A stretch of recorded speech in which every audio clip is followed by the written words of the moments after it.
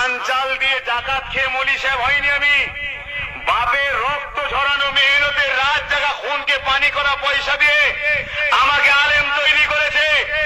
আজকের এই মাহফিলে এলাকার যুবক বুদ্ধা সবাইকে বলে যাচ্ছি, ইচ্ছা করে যদি কোনো পুরুষ ছেলে এই মাহফিলে না আসে সে কাফের কাফের কাফের। তার মরণের পরে যে জানাজা পড়বে সেও কাফের হবে। শুনছেন? মারা গেলে ওর পায়ে দড়ি বেঁধে যেখানে গরু ছাগল ফেলে সেখানে ফেলতে হবে। এটা আল্লাহ শরীয়ত। এই শরীয়ত নিয়ে খেলা চলবে না। মানেন না আলাদা কথা, শরীয়ত শরীয়তের জায়গায় থাকবে।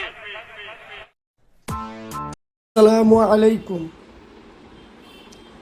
সমস্ত মুসলিম ভাইদের জানাই, অথবা যারা এই ফুরফুরা সিলসিলার এখনকার যে ভণ্ড আলেমগুলো, সবাই না, কিছু কিছু যে ভণ্ড আলেম বা কিছু কিছু ভণ্ড পীরের ছেলে, তাদেরকে যারা ভক্তিতে মানে শ্রদ্ধা করেন, আমি বলি ভাই, আজ পর্যন্ত কোনো ইসলামিক মাহফিলে না গেলে কারোর সে যদি কাফের হয়ে যায়, তার জানাজার নামাজ যে পড়াবে সেও যদি কাফের হয়ে যায়, এই ফাতোয়াটা কোরআনের কোন জায়গায় বা আল্লাহর যে শরীয়ত বলে বলছে ওটা কোন জায়গায় লেখা আছে, আপনার ওই হুজুরকে একটু জিজ্ঞাসা করবেন না যে কোন জায়গায় লেখা রয়েছে যে উনার জলসায় না গেলে সে কাফের হয়ে যাবে।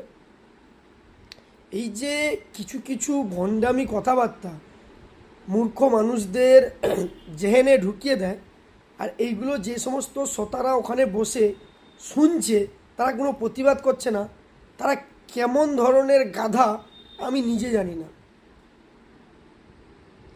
আমার এই ভিডিওটা শোনার পরে কেউ যদি ভাবেন যে না আমি কথাটা ঠিক বলেছি, তাহলে আমার কমেন্ট বক্সে এসে জানিয়ে যাবেন যে আমি কথাটা ঠিক বললাম না ভুল বললাম।